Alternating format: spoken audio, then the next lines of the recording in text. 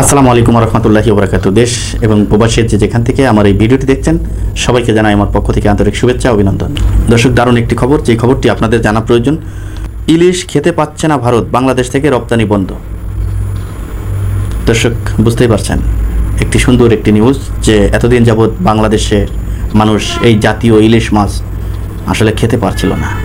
কয়জনই বা খেতে পারছিল? যারা সরকারি ঊর্ধ্বতম কর্মকর্তা রয়েছেন, যারা ঘুষখোর, যারা ঘুষ খেয়েছেন, বিভিন্ন চাকরিজীবী, যারা অগাধ টাকা পয়সার মালিক হয়েছেন, এই সাধারণ জনগণের টাকা মেরে যারা গাড়ি বাড়ি এবং বিদেশে বাড়ি করেছেন, তারা ছাড়া এই বাংলাদেশের ইলিশ খাওয়ার মতো কোনো সুযোগ এই মধ্যবিত্ত যারা রয়েছে, যারা সাধারণ গরিব মানুষ রয়েছে, এরা মুখেও আনতে সাহস পায় না। কীভাবে সাহস পাবে? 1 কেজি ইলিশ মাছের দাম যদি 1700, 1800, 2000 টাকা হয়, তাহলে সেই ইলিশ কীভাবে কিনে খাবে একজন রিক্সা চালক বলেন, একজন ভ্যান চালক, একজন কৃষক? এই ইলিশ কীভাবে কিনে খাবে বলেন? সুস্বাদু মাছ ইলিশের মৌসুম চলছে। বিগত কয়েক বছর ধরে একই মৌসুমে বাংলাদেশ থেকে ভারতে ইলিশ উপহার যাওয়াটা ছিল অনেকটাই নিশ্চিত। তবে রাজনৈতিক পট পরিবর্তনের পরবর্তী পরিস্থিতিতে অবস্থার বদল হয়েছে। বাংলাদেশ থেকে মাছ রপ্তানি বন্ধ। এমন অবস্থায় ভারতের বাজারে একই মাছটির দাম বাড়ছে লাফিয়ে লাফিয়ে।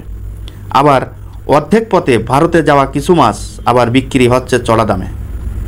বুঝতে পারছেন, ভারতে চলমান মাছ যেতেই আছে। মানে যেই মাছগুলো যখন থেকে শুনছে যে বাংলাদেশের থেকে ভারতে মাছ যাওয়া বন্ধ, তখন থেকেই ভারতের বাজারে কিন্তু মাছের দাম খুব চড়া। একটা জিনিস আপনাদেরকে মনে করিয়ে দিই, যে এই শেখ হাসিনা ক্ষমতায় থাকা অবস্থায় ভারতের মানুষ কিন্তু 2 কেজি ওজনের ইলিশ মাছ কিনে খেয়েছে 1000-1200 টাকা দিয়ে, আর আমাদের বাংলাদেশের মানুষ 1 কেজি ওজনের ইলিশ খেতে হয়েছে 1600-1700 টাকা দিয়ে। এ হচ্ছে বাস্তবতা। এছাড়া শুধু ইলিশ নয়, বাংলাদেশ থেকে যাওয়া অন্যান্য মাছের দামও বেড়েছে ভারতের বাজারে। মঙ্গলবার 13 আগস্ট রাতে এক প্রতিবেদনে এই তথ্য জানিয়েছেন ভারতীয় সংবাদ মাধ্যম NDTV। প্রতিবেদনে বলা হয়েছে, কলকাতার জনপ্রিয় মাছের বাজারগুলো চলতি বর্ষায় বেশ সেলার পদ্মা নদীর ইলিশের সংকটে পড়েছে।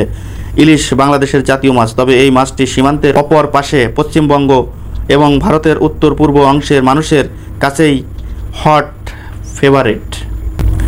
NDTV বলছে, বাংলাদেশ থেকে আমদানি হওয়া ইলিশের সিংহভাগই পেয়ে থাকে পশ্চিমবঙ্গ। এছাড়া দুর্গা পূজাকে ঘিরে সুস্বাদু এই মাছের চাহিদা আরও বেড়ে যায়। যদিও ইলিশ মাছটি দক্ষিণ পূর্ব এশিয়া বেশ কয়েকটি দেশে পাওয়া যায়, তবে বাংলাদেশের ইলিশের স্বাদ অতুলনীয়। দর্শক, বুঝতেই পারছেন বাংলাদেশের ইলিশের স্বাদ অতুলনীয়, এটা ভারতও বলছে, আর আমাদের বাংলাদেশের মানুষ এই ইলিশের স্বাদ ভোগ করতে পারছে না। দর্শক, আজ এই পর্যন্তই। পরবর্তী ভিডিও দেখার অনুরোধ জানিয়ে এখানে বিদায় নিচ্ছি। আমি মোহাম্মদ মিথুল হোসেন। আসসালামু আলাইকুম রহমতুল্লাহি ওবরাকাতুহু।